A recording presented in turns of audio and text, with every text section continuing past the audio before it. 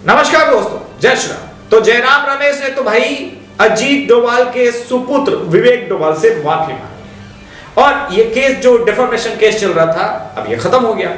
लेकिन ये ट्रेंड बहुत खतरनाक है जो अरविंद केजरीवाल ने शुरू किया और इस पूरे ट्रेंड को एक मैग्सेसे अवार्डधारी पत्रकार है जो इस हद तक आके ले गया क्योंकि उसको तो कोई पत्रकार के नाम पे कोर्ट में भी नहीं घसीट रहा।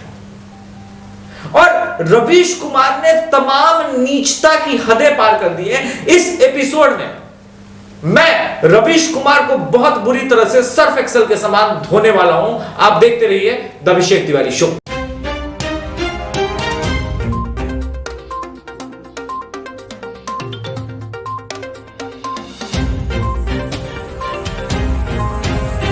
दोस्तों, एक सांप की प्रजाति है जिसको धामिन सांप कहते हैं। गौरैया चिड़ै को पकड़ने के लिए जब हम लोग बचपन में की आवाजें निकालते थे तो एक दिन हमने देखा कि वैसी ही आवाज निकाल रही, तो हमने सोचा कि गौरैया भी निकाल रही होगी। लेकिन हमने महसूस किया कि 2-3 आवाज के बाद वो आवाज आनी बंद हो गई। हम पास जाके झाड़ियों में देखे तो हमारे होश उड़ गए। धामिन सांप बिल्कुल वैसी ही आवाज निकाल रही थी की। हम चौंक गए और एक गौरैया उसके चंगुल में भी फंस गई थी। वो इसी चक्कर में फंस गई थी कि उससे लगा कि भाई जो खिलाने वाले या फिर जो बहेली आते हैं उस तरह की बात है। लेकिन इससे आपको सबक क्या मिलता है? एक पत्रकार है, पत्रकार का नाम है मैग्सेसे अवार्डधारी। वो पत्रकार एजुकेशन, स्वास्थ्य, हेल्थ इन सब की बातें करता है पर वास्तविकता में वो दलाली कहीं और कर रहा है। अब कैसे मैं साबित करने वाला हूं इसको समझिएगा point wise.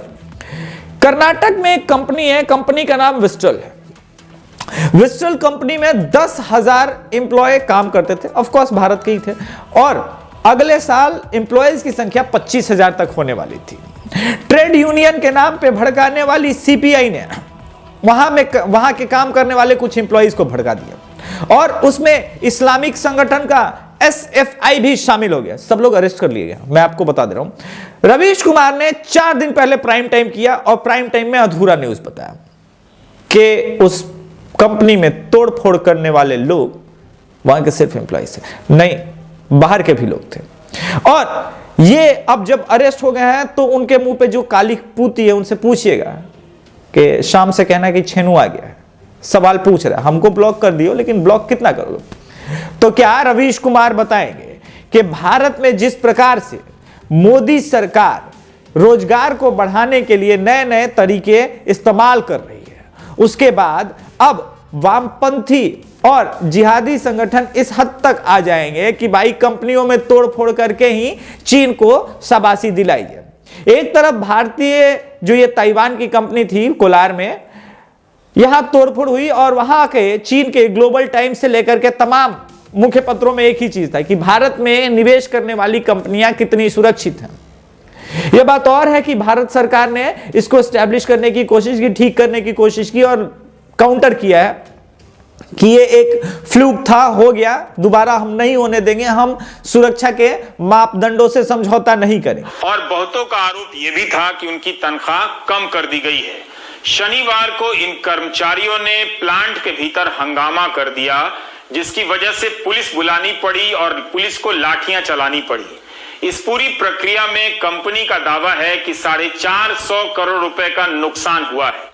Moving over, Karnataka Police has detained CPM student wing leader in connection with the December 12th incident, the vandalism that took place inside the iPhone manufacturing facility in Kolar near Bangalore. बेरोजगारी का रोने वाले रवीश कुमार अक्सर अपने prime time में कहते हैं भारत में बेरोजगारी बहुत ज्यादा बढ़ गई है। इसको काउंटर करने के लिए आप सुन सकते हैं शेखर गुप्ता का ये clip. They used the JAM Trinity, that is Jandan account, Aadhaar and Mudra loans. Initially I thought Mudra loans were all rubbish, that this was all a fake. But when you I mean, I have videos. Mr. Shobha Lal sitting 50 kilometers from Azamgarh, Dalit, saying that I got 50,000 rupees mudra loan, said made this chai shop, I repay 1,300 rupees every month. If I don't repay on time, bank manager sent somebody to me. And then came back and checked the larger data. 4.81 crore people have got mudra loans and 2.1 lakh crores have been dispersed. Shekhar Gupta ने कहा है कि भाई प्रधानमंत्री मुद्रा loan के तहत 6 करोड़ लोगों को रोजगार मिला है। इसके अलावे digital India, make in India के थ्रू रोजगार मिले हैं। मगर यहां तो रवीश कुमार जब रोजगार की बात करते हैं तो रोजगार मतलब होता है सरकारी नौकरी। कुछ लोग हमसे अक्सर पूछते हैं 2 करोड़ के रोजगार के वादों का क्या हुआ, तो मैं उनको बता दूं कि अब तक लगभग 10-12 करोड़ लोगों को मोदी सरकार ने रोजगार दिया है। रोजगार का मतलब सरकारी नौकरी नहीं होता है। किसी के बाप में इतनी हिम्मत नहीं है कि भारत के 12 करोड़ की आबादी को सरकारी नौकरी दे दे। उसके बाद भारत की अर्थव्यवस्था और संघीय ढांचा का क्या होगा, ये इन बेवकूफों से कोई पूछे। दूसरों पे, पत्रकारिता पे, आपको प्रेस क्लब ऑफ इंडिया का वो एपिसोड याद होगा जब रवीश कुमार मोदी सरकार पे खूब जम के बरसे थे। गौरी लंकेशवा जब मारा गई थी, आपको याद होगा। गौरी लंकेश की मृत्यु पे रवीश कुमार खूब बमके थे। बोले कि भाई बताइए, freedom of expression is under serious threat. Yes, freedom of expression छीन लिया गया, पत्रकारों से बोलने की शक्ति छीन ली गई है। और आपको मैं याद दिलाना चाहता हूं, इस साइड में आप लोग देखते रहिएगा स्क्रीनशॉट, आपको मैं याद दिलाना चाहता हूं मैक्सिस अवार्डधारी, वो भी तो क्या जलवा था जब राष्ट्रपति भवन के सुरक्षा मानकों के साथ खिलवाड़ किया गया था। NDTV was celebrating 25th year, भाई सिल्वर जुबली था, तो राष्ट्रपति के दावत में सब आ गए। बोले आइए भाई, एनडीटीवी तो घर का चैनल है, उसको नहीं। और एनडीटीवी का जो 25वां वर्षगांठ सालाना जलसा हुआ वो राष्ट्रपति भवन में हुआ। आज के वक्त में आप उम्मीद कीजिए कि यही कोई पार्टी फंक्शन, ऐसा ही कुछ अर्नब गोस्वामी के चैनल आर भारत या जी न्यूज के साथ हो जाए तो ये पत्रकार और दलाल पत्रकारों के, वामपंथी पत्रकारों के समूह न जाने कितनी विधवा विलाप की कलाई की चूड़ियां तोड़ देंगे। सामूहिक कलाई चूड़ी जब ये तोड़ेंगे, सामूहिक रूप से कलाई की चूड़ियां जब ये तोड़ेंगे, तो मुझे लगता है कि अपने आप में ये भी एक रोजगार का साधन हो जाएगा। आसपास में अगर कोई चूड़ियों की दुकान लगाएगा तो बहुत अच्छी खासी बिक्री हो सकती है। केरल में वामपंथी सरकार है तो शायद एनडीटीवी सोची कि भाई इस बात मुद्दे पे क्यों बात करना या प्राइम टाइम करना। गौरी लंकेश पे तो प्रेस क्लब ऑफ इंडिया वाले चले गए, मगर एसवी प्रदीप की हत्या हो गई। ये पत्रकार हैं जिन्होंने पूरा केरल में जो है ये जो सोने का स्कैम हुआ है, जिसकी आंच सीधे सीएम तक पहुंच रही है और सीएम को जला रही है। सोना घोटाला जो है, आपको याद है ना, सौंदर्या पकड़ा गई थी के एयरपोर्ट पे है, जिसमें खुद सेक्रेटरी पे जा चल रहा है। ये सब तो आप लोग पढ़े होंगे न्यूज में, पढ़ा ना जी। तो भाई रवीश कुमार बताना भूल गए थे कि भाई देखिए एक बहुत दुखद बात हो गई, एक पत्रकार की मौत हो गई। इनफैक्ट पूरा प्रेस क्लब ऑफ इंडिया जो है बताना भूल गए, क्योंकि वहां पे वामपंथी सरकार है और वामपंथी सरकार की आलोचना थोड़ी होती है, चाहे वो घोटाला करे, सोना घोटाला हो जाए, या पत्रकार की वहां पे दिन दहाड़े सीधे सीधे ट्रक से कुचलवा के मार दिया जाए। चुप रहना भाई, नहीं बोला जाता। इन सब चीजों पे बोला जाता है क्या है? आप लोग मजाक करते हैं जी। दोस्तों, जयराम रमेश के साथ अजीत डोभाल के बेटे पे, विवेक डोभाल के बेटे पे प्राइम टाइम करके इल्जाम तो रवीश कुमार ने भी लगाया था। क्या रवीश कुमार सामूहिक रूप से प्राइम टाइम में आके माफी मांगेंगे? क्या विस्ट्रॉल जैसी कंपनी में तोड़फोड़ कराने वाली सीपीआई और जो ये जिहादी संगठन है वो माफी मांगेंगी? एसएफआई? लेकिन इस पे तो रवीश कुमार की चुप्पी होती है। रोजगार की बात करने वाले मैंने बताया कि किस प्रकार से शेखर गुप्ता ने अपने मुंह से खुद जीत के बाद बताया था कि नहीं, हम लोगों ने उस चीज को जानबूझ के दबाया, हमारी पत्रकारिता का वो स्टाइल नहीं है, क्योंकि हम उसको रोजगार के क्षेत्र में मानते नहीं है। मोदी सरकार ने प्रधानमंत्री मुद्रा लोन के द्वारा रोजगार दिए। उसी तरह से रवीश कुमार ने एक और प्रोपेगेंडा रचा कि जो मोदी समर्थक है उनको भक्त कह के डिमोरलाइज किया जाए। अब आप बताइए, मैं ब्राह्मण आदमी हूं और बिहार से हूं, क्या मोदी बिहार से हैं? क्या मोदी सरकार और मोदी सरकार के मंत्री या फिर इवन अमित शाह बिहार से है? नहीं है। क्या वो मेरी जाति से है? नहीं। इस देश में जाति के नाम पे, प्रदेश के नाम पे राजनीतिक दलों को और उनके समर्थकों को क्या रवीश कुमार ने कुछ कहा? कभी नहीं कहा। तो मैं बता दूं कि लालू यादव की पार्टी कंप्लीटली माई समीकरण और बिहार स्टेट पे बेस्ड है। उसी तरह से मुलायम सिंह यादव भी बांटने की राजनीति करते हैं, तो डेफिनेटली उनके समर्थक भी वही करते हैं कि हिंदुओं को कास्ट में बांटा जाए। उसी तरह से सो कॉल्ड रूप से ममता बनर्जी भी कंप्लीटली बांग्लादेशियों की राजनीति कर रही हैं। क्या उनके समर्थकों के बारे में कभी इस तरह के शब्दों का किसी ने उच्चारण किया कि वो भक्त है, गुलाम है, चपेट है, क्या है, चंपक है, या सल्फेट है, या बीएसडीके हैं? बीएसडीके का फुल फॉर्म दर्शकों आपको पता है ना?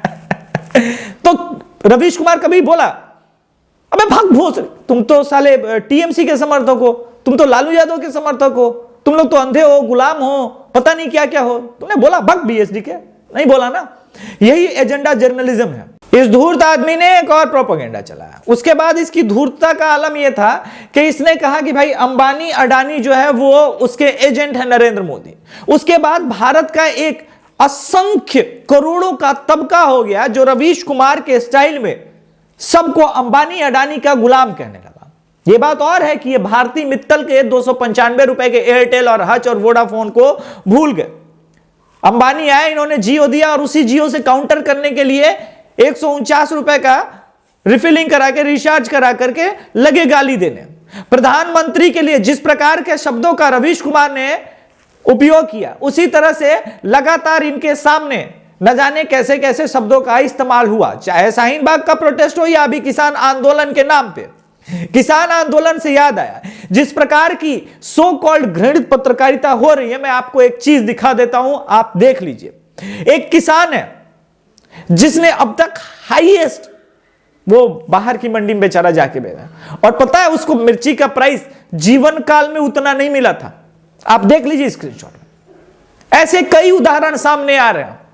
आपको याद होगा कि बिहार में अभी कुछ दिनों पहले गोभी की फसल पे एक किसान ने चला दिया था बुलडोजर, लेकिन अब मोदी के इस नई नीति के वजह से गोभी की कीमत जो है उसको लगभग 10 रुपए पर केजी मिलने लगी, जो कि 1 रुपए केजी यही बिचौलिए, यही अड़ातिये ले रहे थे।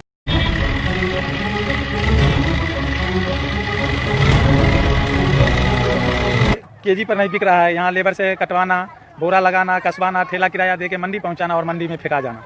1 रुपये किलो भी बिक्री नहीं है, मजबूरन जाना पड़ रहा है। आज वो लोग आए हैं जो नहीं, इसे आप जो हल चला दिए और जो बचा हुआ है वो माल हमें परचेज कीजिए।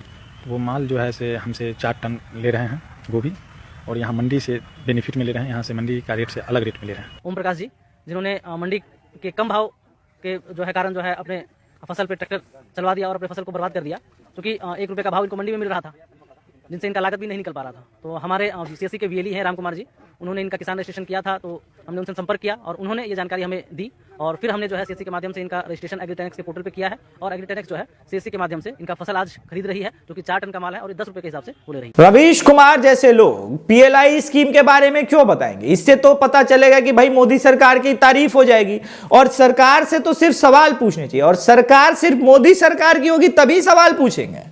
कांग्रेस की सरकार से सवाल नहीं पूछेंगे, केरल की सरकार से सवाल नहीं पूछेंगे, केजरीवाल की सरकार से भी सवाल नहीं पूछेंगे। पल्स ऑक्सीमीटर 66,000 रुपए का 2 खरीदे, और इस कमाल की खरीदारी को मैं बता दूं कि आप अमेजॉन या फ्लिपकार्ट पे खरीदेंगे तो 2,000 रुपए मिले, यानी 4,000 रुपए का प्रोडक्ट जो है 66,000 रुपए में केजरीवाल सरकार ने इसी कोरोना काल में खरीदा, आपदा को अवसर में बदल दिया। मेरे मुंह से केजरीवाल के लिए और रवीश कुमार के लिए बस एक ही शब्द निकलेगा, भाग बीएसडी के। पत्रकार है, दलाल साले। जय श्री राम दोस्त।